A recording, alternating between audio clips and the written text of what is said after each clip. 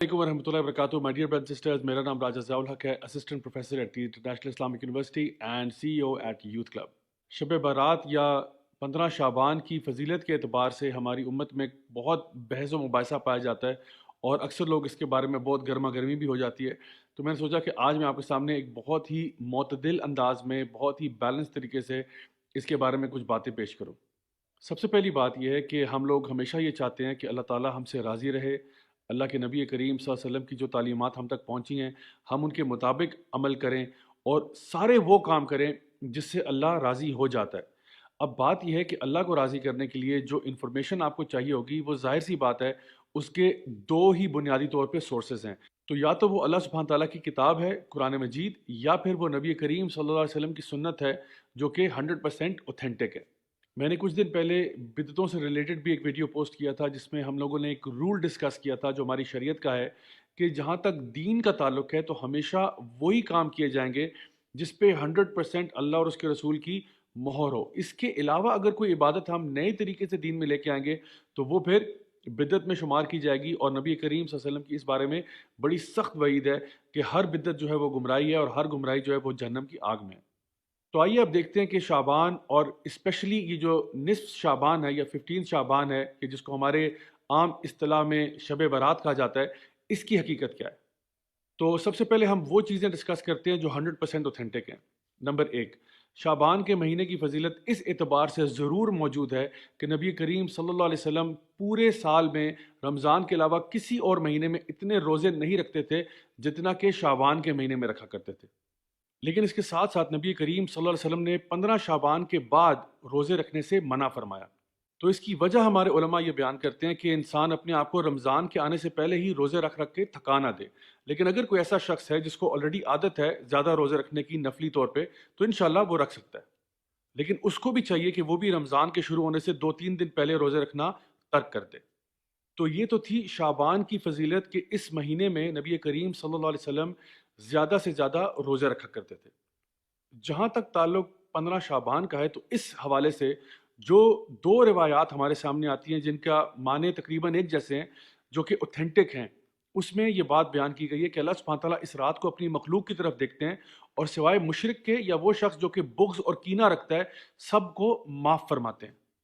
तो इस बात से पता ये चला कि अगर आपके अंदर ईमान की कमी है या अगर आप लोगों के बारे में बुग़्ज़ कीना वगैरह रखते हैं, तो बराए मेहरबानी 15 शाबान से पहले पहले इसको दुरुस्त करें ताकि अल्लाह सुब्हान ताला आपको माफ़ फरमाए। अब आते हैं उन ढेरों रिवायात की तरफ जो इस मौजू के ऊपर या तो बहुत ज़्यादा कमज़ोर हैं सनद के अतबार से, या फिर मौदू हैं यानी कि फैब्रिकेटेड हैं, मन घड़त हैं। और इससे पहले कि मैं आपके सामने वो बातें बयान करूं, नबी करीम सल्लल्लाहु अलैहि वसल्लम की एक हदीस है जो बिल्कुल सही है, जहाँ पे आपने फरमाया कि एक शख्स के झूठा होने के लिए यही बात काफ़ी है कि वो हर सुनी सुनाई बात को आगे कर दे, लोगों तक पहुँचा दे। तो इसलिए हमें बहुत एहतियात करनी चाहिए कि इससे पहले कि हम किसी को कोई ज़ईफ़ रिवायत बताना शुरू करें या कोई उसको मनगढ़ंत रिवायतें सुनाना शुरू करें, विदाउट वेरीफाइंग फर्स्ट, हमें खुद अपने बारे में सोचना चाहिए कि क्या हम झूठों की सफ़ में शामिल होना चाहते हैं या नहीं। तो सबसे पहले वो लोग जो ये कहते हैं कि इस रात को फैसले होते हैं और तकदीर के फैसले और रूहें निकल आती हैं वगैरह वगैरह। तो पहली बात तो ये कि रूहों का निकलना तो हमारे दीन में कोई टॉपिक है ही नहीं, क्योंकि जो शख्स एक दफ़ा फोत हो गया उसका मामला अल्लाह के साथ है, वो आलिम बरज़ख है। जो फोत हो गया वो वापस नहीं आता। दूसरी बात ये कि जो लोग ये कहते हैं कि इस रात में कुरान मजीद नाजिल हुआ था, ये बिल्कुल फैब्रिकेटेड बात है। इसलिए क्योंकि कुरान मजीद हम सब जानते हैं कि वो लैलतुल क़द्र में नाजिल हुआ था। इन्ना अंज़लनाहु फ़ी लैलतुल क़द्र वमा अदराका मा लैलतुल क़द्र, ये बच्चा बच्चा ये बात जानता है। और लैलतुल क़द्र जो है वो रमज़ान के अंदर आखिरी अशरे की ताक रातों में तलाश की जाती है।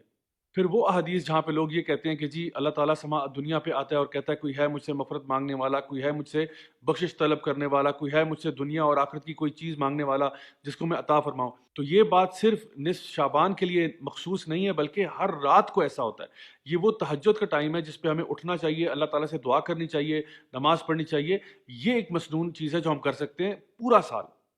इसके अलावा कुछ ऐसी रसूमात जो लोगों ने अपनी तरफ से घड़ी हुई हैं, फॉर एग्जांपल हलवे बना बना के लोगों को खिलाना, या कब्रिस्तान जाना,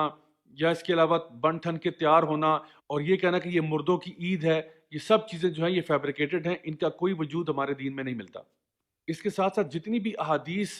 عبادات کے اعتبار سے آتی ہیں کہ اس رات کو خاص عبادت 100 رکعت نماز پڑھی جائے اور 14 رکعت نماز پڑھی جائے اور یوں پڑھا جائے، یہ ساری کی ساری روایات فیبریکیٹڈ ہیں، موضوع ہیں، اور ہمیں کبھی بھی کسی تک منتقل نہیں کرنا چاہیے ان کو۔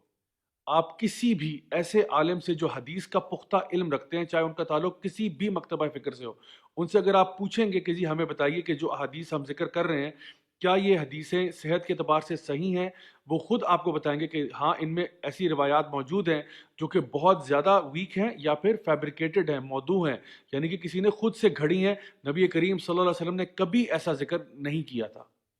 پھر رہی وہ بات کہ لوگوں کا یہ کہنا کہ جی اس رات کو قسمت کے فیصلے ہوتے ہیں، تقدیر کے فیصلے ہوتے ہیں، یہ بات بھی درست نہیں ہے، کیونکہ یہ فیصلے بھی لیلۃ القدر کی رات میں ہوتے ہیں۔ اللہ سبحانہ وتعالیٰ فرماتے ہیں تنزل الملائکۃ والروح فیہا باذن ربہم من کل امر، کہ اس رات کو جبریل امین اور فرشتے نازل ہوتے ہیں ہر فیصلہ لے کر اللہ تعالیٰ کی طرف سے۔ So my dear brothers and sisters, اگر ہم نے واقعی اللہ تعالیٰ کو راضی کرنا ہے، اپنے گناہوں کو بخشوانا ہے، تو کیوں نہ ہم وہ اعمال کریں اور کثرت سے کریں جو کہ نبی کریم صلی اللہ علیہ وسلم سے، آپ کے صحابہ سے، تابعین سے، تبع تابعین سے 100% ثابت شدہ ہے۔ مثلا تہجد کی نماز پڑھنا، خوب صدقہ خیرات کرنا، خوب ٹائم لگا کے ذکر کریں، قرآن مجید 3 3 4 4 گھنٹے قرآن پڑھیں، لمبی لمبی رکعت نمازوں کی نفل نمازیں پڑھیں، کوئی مسئلہ نہیں، انشاءاللہ تعالیٰ ایسے آپ تمام کام سارا سال ہی کر سکتے ہیں۔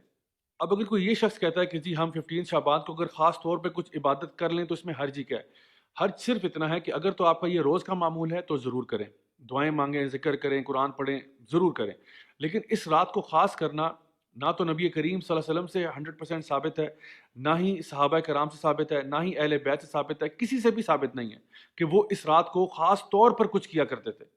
تو دین ہمارا نبی سے ہی آ رہا ہے صلی اللہ علیہ وسلم سے، آپ کے فیملی سے آ رہا ہے، آپ کے کمپینین سے آ رہا ہے، تو کیوں نہ ہم وہی اعمال کریں جن کو وہ اچھا سمجھا کرتے تھے۔ اب پوری بات کا خلاصہ یہ ہے کہ شعبان کا مہینہ ایک بڑا خاص مہینہ ہے جس میں نبی کریم صلی اللہ علیہ وسلم خوب روزہ رکھا کرتے تھے۔